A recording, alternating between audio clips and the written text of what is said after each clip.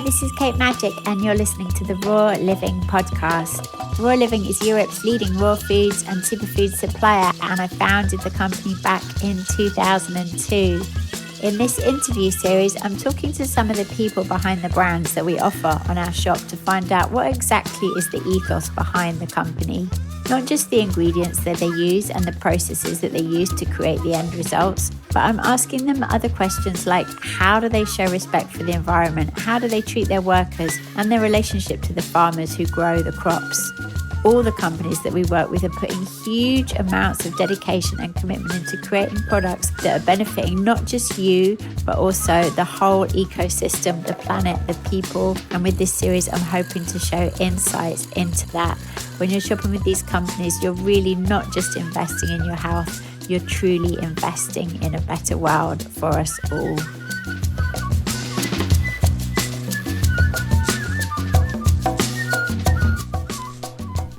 Today I'm speaking with Camilla Brinkworth of Ahiflower about this revolutionary new vegan omega supplement and why taking omega supplementation is so essential for vegan health.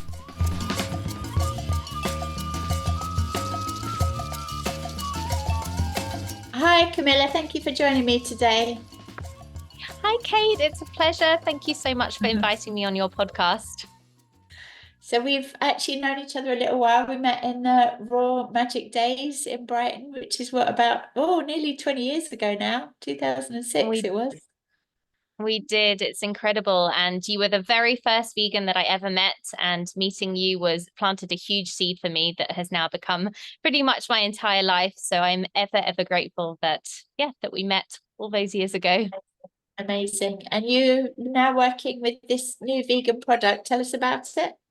I am. So I'm now working with something called Ahiflower, which to me represents the most viable fish oil replacement / alternative that's available. It's the highest known natural plant source of omega-3.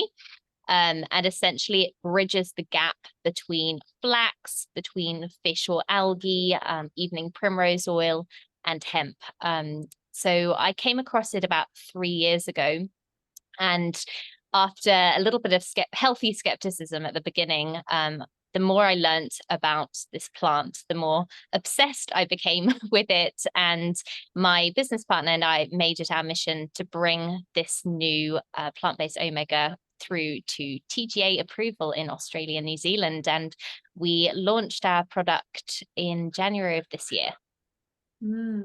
Let's just go right back to the beginning for people that maybe aren't so au fait with all this stuff. And can you just tell us in a nutshell why it's so important that vegans look for a supplementary source of omegas? Absolutely. Okay, so omegas or essential fatty acids are absolutely essential fats that we need to get through our diet or through supplementation. Unfortunately, about 90% of those on a Western diet aren't getting enough omega-3, and they're not getting the correct balance between omega-3 and omega-6.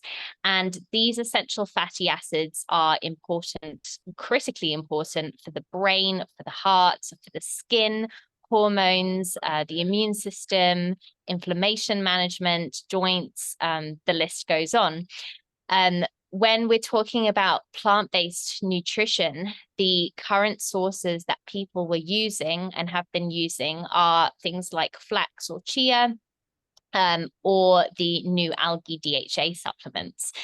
The limitations with flax or chia are that they're only providing you with the essential omega-3 ALA, which is fantastic. It's a really important healthy omega metabolite that we all need to have. But the conversion through to the longer chain omega-3s that we also need to have can be limited in many people based on your diet, based on your genetics, on gender, etc., etc. And we need a full spectrum of these healthy omega-3s to get all the benefits that we can. On the other end of the spectrum, we now have the algae DHA supplements. And what we know about these are that they are only providing the DHA. They're not providing the whole family of short chain and longer chain omega-3s that we have, which include ALA, SDA, ETA, and EPA. Some algae DHA supplements do contain a bit of EPA, but they tend to be much, much higher in DHA. So what we have with Ahiflower is a supplement that actually, because it's a plant with the more advanced plant-based precursors to the longer chains, we actually uniquely get that full spectrum of omega-3s. And all of these omega-3 metabolites have their own unique health benefits associated. So in simple language, it's the broadest spectrum omega-3 supplement that we can take, whilst at the same time providing similar levels of omega-6 GLA to evening primrose oil. You've explained that really clearly, but could you just go over, because I think a lot of people will be surprised because they're thinking that they're getting their omega-3s from flax, hemp, and chia. Can you just explain, understand that the conversion rate in flax particularly is really low? Yeah, of course. Okay. So it would be really helpful if we can put up a diagram somewhere. And what I might ask Kate is in the show notes, if I can just give you a link to a 7-minute video that basically gives the diagram and explains this in a really simple to follow way for the listeners. So flax and chia, they are providing ALA. They're only, though, providing that ALA efficiently if you grind them and if they're stored freshly. A lot of people aren't actually taking flax and chia in a correct way. They might be buying flax or chia that's pre-ground and kind of been sitting around going rancid, or they might just be taking the seeds and not grinding them, not blending them up properly. So a lot of people actually aren't getting the omega-3s that they think they are through taking their flax or chia, just through preparation methods. But even if you are grinding it up, after the omega-3 metabolite ALA, which is this essential omega-3, we have something called the delta-6 desaturase enzyme. So this is a rate-limiting enzyme in the liver that sits between omega-3 ALA and LA omega-6, which is short chain omega-3. And only around 5% of ALA and LA actually pass through this delta-6 desaturase enzyme. And the reason that Ahiflower is so special is because it's providing the next, as well as the ALA, it's providing the next omega metabolite that sits on the other side of this enzyme, which is called SDA, or stearidonic acid. A lot of people might be familiar with stearidonic acid from hemp. However, Ahiflower actually contains 8 to 10 times more stearidonic acid than hemp. And it's this really high stearidonic acid content, which is around 20%, which is allowing your body to convert very well through to the longer chain omega-3 metabolites, actually at a rate in humans up to 4 times more efficiently than flax. Amazing. So can you tell us a little bit about the flower? Is it actually a flower, and who discovered it, and how do they extract the oil from a flower? Okay, so it's not a flower. It is a plant with a very beautiful flower. It's still the oil itself is still coming from the seed. It's been a really long time in development. So it's a natural plant. It is completely non-GMO, but to get it to these levels of stearidonic acid, whereby it can be a really, really viable fish oil alternative, it's taken many, many years of crop selection and refining the growing methods to get it to this stage. It was a gentleman actually from Devon originally, I believe, called Andrew Hebard. He's the CEO of Nature's Crops International. And I feel bad telling somebody else's story. I hope that I get this right to some degree, but essentially, I believe that somebody recommended to him that he finds a fish oil alternative because we're running out of fish. Our oceans cannot deal with the level of stress that we are putting on them, and our marine ecosystems, with the commercial fishing that's going on at the moment. But we have to have, as we said, we have to have these essential fatty acids. So a viable alternative to fish just makes so much sense. So he was told by this expert that what he needed to do to find the most viable fish oil alternative was to find a plant that had really high levels of stearidonic acid.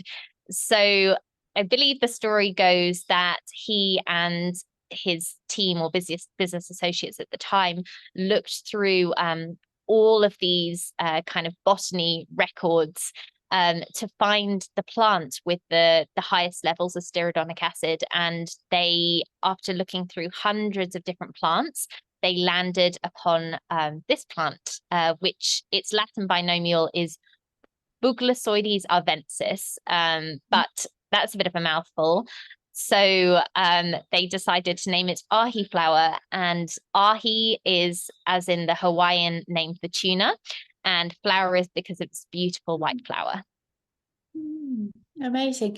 And it's only grown in Australia at the moment, is that right? No, it's grown in the UK. It's grown in the UK, and it will be grown in Canada soon. So there are farms all across Essex. Gosh, I can't even remember. I visited a few close to Oxford. When I was back in the UK last. And then it's processed in Canada. But they're looking into growing it in Canada soon to reduce the footprint. So then it's a really sustainable solution if it can be grown in many countries all over the world. Absolutely. I mean, it's a sustainable solution just in the amount of omega-rich oil that it yields. It's quite unbelievable. But if you look at that 1 month supply bottle that has the 90 capsules in, that equates to the same amount of omega-rich oil as you would find from 300 anchovies, which is totally mind-blowing if you just take that in for one moment. And actually they're doing a great job at increasing the yield from this plant. And now every single acre of regeneratively grown farmland from Ahiflower is providing as much omega-rich oil as 500,000 anchovies. So it is just such an incredible solution to a very, very serious problem that we all face. And taking it for granted that they're not using no chemicals or pesticides in the farming. They're using absolutely minimum synthetic inputs, and everything once the oil has been processed, it's completely free of anything you wouldn't be wanting to have. They couldn't make it organic just based on purely it wouldn't be a commercially viable option. But it is regeneratively grown. They're using regenerative farming methods. They're using the absolute minimum amount of synthetic inputs. It has been tested thoroughly for any impurities. And it's also, what's really cool is that it's fully traceable. So we could actually tell you, if you told us which batch of oil you're taking, we could tell you which farmer grew it, which is pretty spectacular when you're talking about an omega supply chain. I don't know any other omega supply chain that works like that. Amazing. Well, that's given people a wonderful introduction. Is there anything else you wanted to mention that we haven't covered?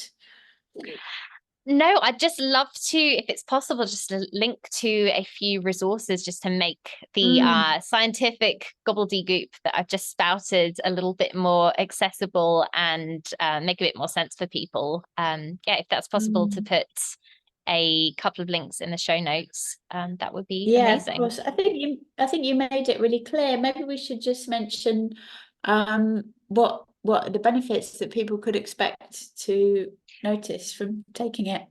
let me just say, so I've told you what omegas are good for. And I'm also telling you that it provides the broadest spectrum of these healthy omega metabolites. So that's probably as much as I'm allowed to say. Sure. Yeah. But it's very important for people to be addressing their omega intake and their omega balance. It's critically important for all organ systems, and you're bound to notice some wonderful results in your own health. And you start supplementing with Ahiflower. Especially if they're long-term vegans.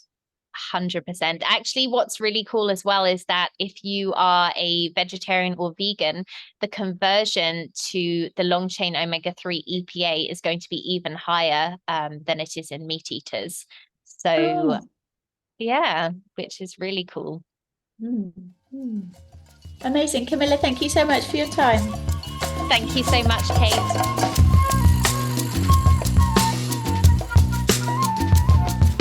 Thank you for listening. You can check out the products we've been talking about by visiting Raw Living, rawliving.co.uk. And if you haven't got an account already, then do sign up. You get £5 off your first order. And also, please do like, subscribe and share this podcast. It really does help.